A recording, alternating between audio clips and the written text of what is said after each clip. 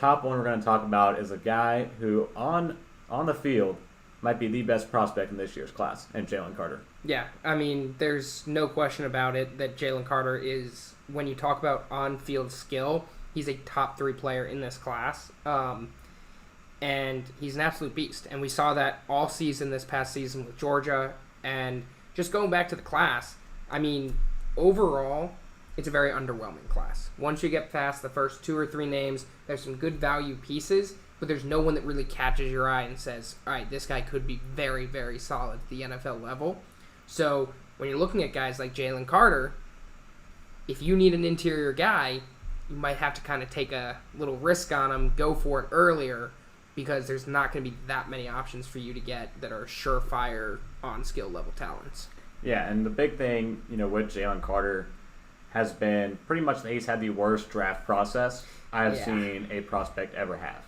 I mean, talk about all the things that happened at the combine, having to fly down, with the charges that happened with the incident in Georgia, leaving the combine on the day he was supposed to meet with the media, the morning he was supposed to meet with the media, leaves Indianapolis, goes back down to Athens, comes back to Indianapolis, doesn't really test, doesn't really impress anyone. Shows up, I believe, overweight at the combine. Yep. Same thing at his pro day. The pro day barely got through the pro day, even with the drills he actually did. But still is considered to be a top 7, top 6. I mean, the way this quarterback class is going over the past 2 weeks, I mean, he could be a top 3 pick for all we know. He could be. Like, I don't know. It's just weird. So interesting to see like a player who is so good on the field, and it's just continuing to hurt his draft stock, but yet still be pretty much a top 5. I don't want to say a top 5 lock because I could see him get to a 6 or 7 potentially, but still an easy top 10 guy in Jalen Carter, who again on the field was phenomenal at Georgia this past year. Production wise, only had 3 sacks in 12 games with 24 hurries, but a 92.3 PFF grade, was exceptional against the run, and it really shows on the field why a lot of teams are really high on this guy, and they might put aside all the character concerns, all the off the field concerns, and still take him with their top pick in the first round. Yeah, I mean, when you talk about his performance from this past season, he absolutely dominated interior offensive linemen at the college level. Now, people are a little bit concerned about what he can do against NFL-level guys, like the bigger, stronger NFL interior guards. But, I mean, if he can keep working and actually stay focused and be ready to go for the NFL season, there's no reason why he can't succeed. I mean, talent level is through the roof. And I think if we didn't have guys like Bryce Young and C.J. Stroud who are going for that top pick, he would be right up there with Will Anderson in that conversation for going number 1 in this class. I mean, these two, we talked about Will Anderson a lot last week. Him, Jalen Carter, I mean, that is a big 1-2 punch at the defensive side of the football. I mean, 2 teams are going to be very happy. Jalen Carter, if he can figure it out, it is a top 3 level talent in this class. Yeah, and it'll be interesting to see what GMs put aside everything. Yeah. And take the player for what he is on the field and work with everything after the fact once you have him on the field, because he is a surefire freak on the field. A guy who's played multiple positions all along that defensive line for Georgia. The 1 technique, the 2-eye, 3 technique, 5 technique.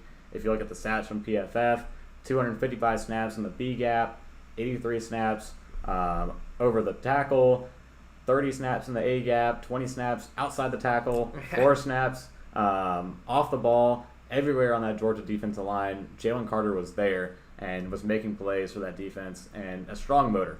I mean, everything on the field checks out at a high elite level for what he can do, and this process is just ultimately, I don't know, I don't even want to say tarnished him, because it hasn't. I mean, it really has, because, I mean, when you look at it fully, you're looking at a we've mentioned this, top 3 level talent in this draft. Yeah. Easily. We haven't seen a defensive tackle like this come out of the class since Quinnen Williams.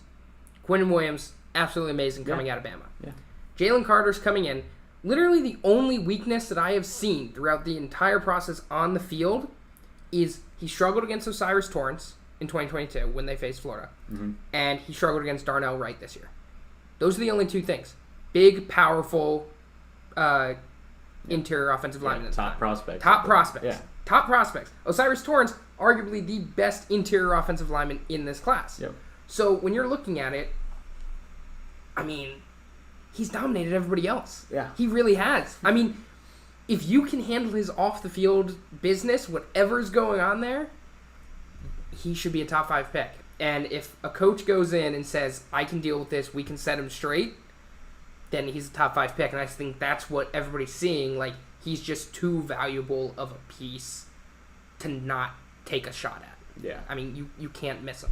So if we pull up the film here on Jalen Carter and what we're seeing, and what I really took note of from watching him was the strong short area quickness, getting to the ball in a burst, a quick hurry off the defense, off the line on defense.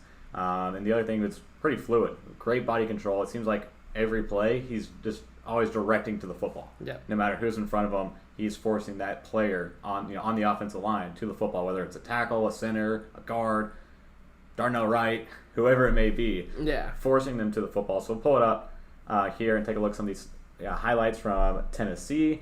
Just right there, just clobbering Hendon Hooker, causing a forced fumble for their defense. But a very productive guy, a surefire freak on defense that's just constantly wreaking havoc in the backfield, causing fumbles, getting over running backs, right as they get the handoff, getting after the quarterback, just time and time again. The guy's a beast. And here we got some highlights as well against Will Levis in the Kentucky offense. So just he's a menace in the backfield with everything that he does. I mean, he's a machine. Yeah. He really is. It feels like he can't do anything wrong on the field. He really can't. You see these highlights going up against very, very good offensive lines in Tennessee and Kentucky, which underrated offensive line that they had there this year. But, I mean, you look at him and you see NFL. Written all over him. There shouldn't be any question about it. So I completely understand if he slips. If he does, whatever team gets him after 6 or 7 would get the steal of the draft if they can handle him. So what teams do you like for Jalen Carter? Because, listening to some podcasts, listening to some different things, Lance Zierlein, he said that his, big, bold move that you'd see at the draft, one comes from the Eagles and one comes from the Bills. But for the Eagles, he has them moving up from 10, if possible, to get Jalen Carter if he starts to fall. So the Eagles, pairing him back up with Jordan Davis, who they took last year, I believe. Yep. He was a good mentor to him on that defensive line in Georgia, back with his buddy in the interior of their defensive line. But more teams, around that 5 to 6, 4, 5, 6 range, Seattle, Detroit Lions. Of those teams, which one do you think he'd be a great locker room fit the best and provide the most impact for that defense?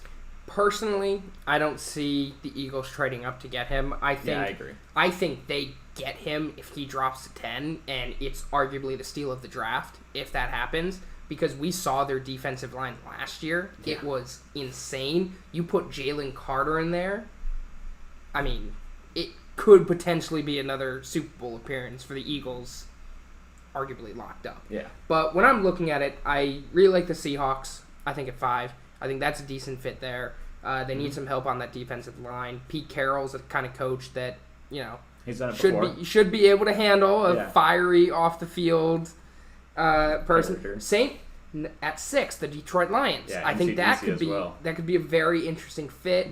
I think the Falcons, they'll take anybody, so they'll just take the best defensive player on the board if he gets there. And I mean, other than that, I don't see him getting past the Eagles, but if he does, there's no way he's getting past the Titans. Yeah. So I think Lions, Seahawks are probably the most likely outcome for him. Whichever team decides they can handle him. Mm. But Seahawks, I think they go edge if one of the edges is available. Yeah. If that's the case, then he'll go 6 of the Lions. Yeah. But I think those are the 2 best fits. That's exactly what I have. And I think if 2 edges are off the board by 5, Seattle usually pulls the trigger on them. Oh, yeah. But I agree. I think they're top of the board right now is one of these 2 edge rushers. And if one's there, Detroit Lions at 6 feels like a really strong landing spot for Jalen Carter.